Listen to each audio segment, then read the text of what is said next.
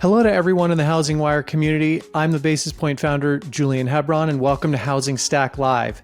This is a live demo collaboration between HousingWire and the Basis Point launched at the Gathering annual conference this year, and it's where we take a look at key parts of the mortgage tech stack by category. And today we're covering the state of mortgage servicing fintech with special demo guest, Sagent.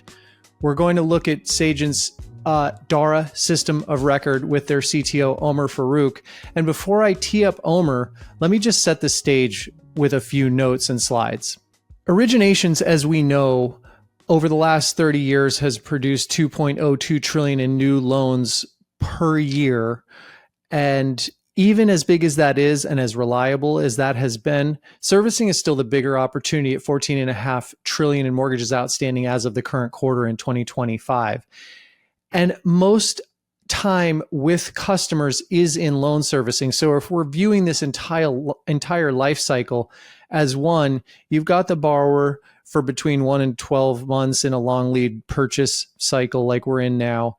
But if we're doing our jobs right, and if the software is helping us do our jobs right, you've got the customer for the life of the loan in servicing. And here are all the things that are happening across originations and servicing with respect to customer care and, of course, help with hardships. Those are the core kinds of things that servicing systems of record like Sagent do, but helping borrowers engage on home search and valuation for the purposes of home buying and selling, figuring out refinance or other cash out opportunities, potentially for home improvement, and of course, cross-sell of other products, which is especially important for bank lenders, but non-bank lenders alike. So the questions are then, what's the role of fintech in the mortgage life cycle? How are you powering this lifetime customer experience? And critically, and this is something that Sagent and Omer are going to address today, does your tech stack truly enable easy interoperability across this cycle, not just within all of the functions of consumer and core and default servicing, but also creating this endless servicing originations loop, which goes to the concept of retention, of course. And we know from the latest stats that retention has nowhere to go but up as an industry average, which is right now at 24%. But if you look at category leaders, including leaders like the types of firms that Sagent powers, the gold standard out there right now today is at 83% retention. So how does everybody get to this retention level? This is something that Omer is going to address, and we're going to talk about in our Q&A. And then, of course, with respect to cost, just a couple quick notes on cost. Performing and non-performing costs per loan are about $180 and $2,000 per loan, respectively. That needle hasn't moved a lot in the last 10 years, but it's going to start moving as this tech like DARA by Sagent is maturing. And if we zoom in on the 180 per loan, what you've got in this pie chart are all the costs. And then, we just call out the top three here on the left part of the slide, where customer service systems themselves and loss mit, hardship help, et cetera, are the top costs. So the systems costs have gone into modernizing the systems, and a system like DARA by Sagent comes in and is then able to help shrink, this is the basis points thesis, all the other elements of this pie. So with that said, this is what Omer is going to talk about today with the DARA core system of record. He's going to walk us through a recast scenario, because you can't demo an entire system of record in the time we have allotted today, but we are going to use the Q&A to then zoom out from a particular use case and talk about how that use case does have implications across the entire customer experience with the broader system of record. So with that, Omer, I'm going to turn it over to you, and you can take it away, and then we'll come back and do some Q&A together after your demo. Sure. Thanks, Julian. So folks, what you're looking at right now is our consumer experience. This is DARA Consumer, and this is in production software that handles almost 10 to 12 million consumers being able to log into their loans through various clients of ours, servicing clients of ours. And what we're showing you today is going to be through the consumer experience, the ability to start a recast and be able to all in real time engage with a near real time core or servicing platform in the back end and be able to go through that workflow very, very quickly to show how all of this process that we all deal with from a servicing standpoint typically tends to take days, if not weeks, and tends to involve phone calls, emails, correspondences to be able to get resolved from a client and from a consumer and a servicer standpoint. So we're here on the summary page of this loan, and you're seeing that the principal balance is $313,000. There's 215 months remaining. Maturity date is what it is. You're seeing the payment due is $1981 and 70 cents. Now, what I'm going to do is, just like you would as you were a customer who has a loan with SkyStream servicing, you'd make a payment, but instead of making the monthly payment, I'm placing a large principal curtailment to it, and I'm going to trigger that today. I'm going to do this just as they would be doing it here, and as you're seeing, this is fairly modern UI that allows you to do a payment as well as this nuanced use case all online. And what I want you to pay attention to is the ability to self-service and be able to get through this.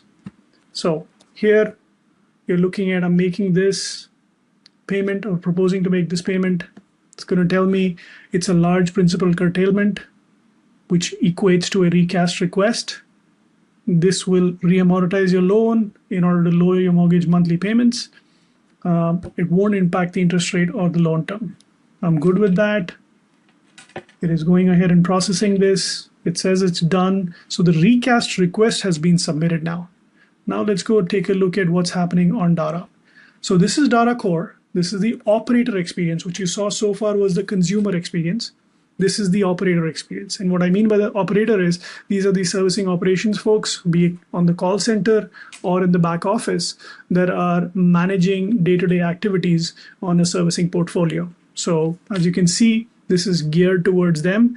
I have slightly elevated access, so you can see loan-related information. That's this screen here, investors, cash, admin, etc., etc. So there's a whole bunch of capabilities that I will not be able to go into. I'm going to go straight and dive into my work and see what's in my queue.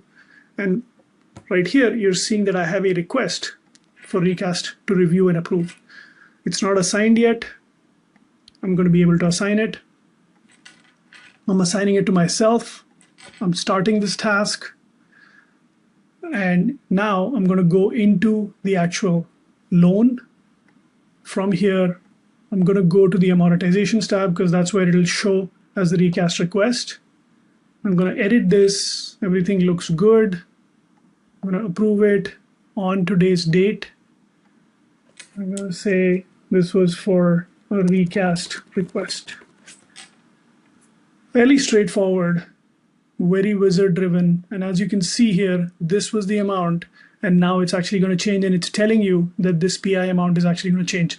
Now notice here, and I'm pausing here for effect also because you're seeing the balances, you're seeing the total due is reflected. The two things you probably didn't notice was this used to say 313, but because we posted a large recast, it already applied it to the principal.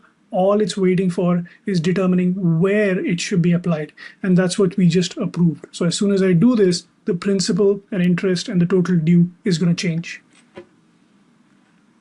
And right there, you're seeing that that's changed. And when you see this from a cash transaction history standpoint, you're going to be able to see that I was able to apply the curtailment right here. And that's what it was applying to. Second, you're also going to see, and this is exactly how user intuitive this is even for the borrower or the consumer and operator experience. So when you see here from a request standpoint, the request is here. It is very easy to actually go through this and understand what happened. You can also go straight up to loan activity and see all of these activities that have just occurred on this at this particular time. So what's really happened right now is we've just gone through and finished the actual application of a recast. We've applied it to the balances in real time. And when you now go and see the actual care experience for this loan, and I'll just refresh the page, you should be able to see that the amount is actually reflected in real time. So those are the kind of improvements and revolutionary changes that a near real-time core that can integrate with a modern consumer experience, and how all of that ties into what are the next three pillars of our equation. Open ecosystem, which means APIs that can be engaged or experienced with through your consumer experience, through our consumer experience, doesn't really matter. The near real-time availability of the data, as well as the elastic nature of this to be able to handle transactions for whatever volume we're going to be expecting to see, especially at the start of the month, the middle of the month, or at the end of the month. That's wonderful, Omer. I want to jump right in with some questions. In fact, if you could leave it on, well, it's okay. You don't have to leave it on the screen because you did already point it out. And just to verify, for everybody that's listening and watching this is revolutionary, because in servicing, a recast like this typically would take, instead of what we just saw with servicer and borrower totally real time, how long does it take typically before innovation like this? First of all, you don't have these requests on your website, on your consumer facing website. What you do have is a phone number to call, or a chat experience, or a correspondence. So you can send in a letter or you can send an email, right? So these other three mechanisms invariably are offline in nature. And what ends up happening is you send a request through these channels and then you wait. The only one you don't wait on is the phone call. When you have a phone call, you're still waiting on the line to be able to get somebody to help you. And once they understand what you're doing, then they might reroute you to somebody else, and on it goes. So my expectation, and again, just by looking at these, we call them the most frequently tackled scenarios where a call is needed, an email is needed, a chat is needed. They tend to go for days, if not weeks, simply because there's a lot of clarification and alignment that needs to happen between the person who is able to do this and the person who wants to do this, aka the consumer. So this is where the cost savings comes in, correct? Because again, on the servicer side, if you're not having to do all of this work with people that have to go track down the data each time and make sure that at each step of the process, everything happens, this is all happening all at once. And this is where, when we think about customer service reps spending their time on highest and best use, more complicated use cases, that's what this is about, correct? Yes. And more importantly, right, what this does is, even for the operators, it lands you right with the context to what is needed, as opposed to go figure out and try to data entry that in. So I didn't demo this or demonstrate this, but if you think about it, if the customer is calling you because they're not savvy enough to do the principal only curtailment online, and they're calling you, you can do the exact same flow on the operator side and trigger a recast on behalf of the consumer. And it's going to be the exact same flow,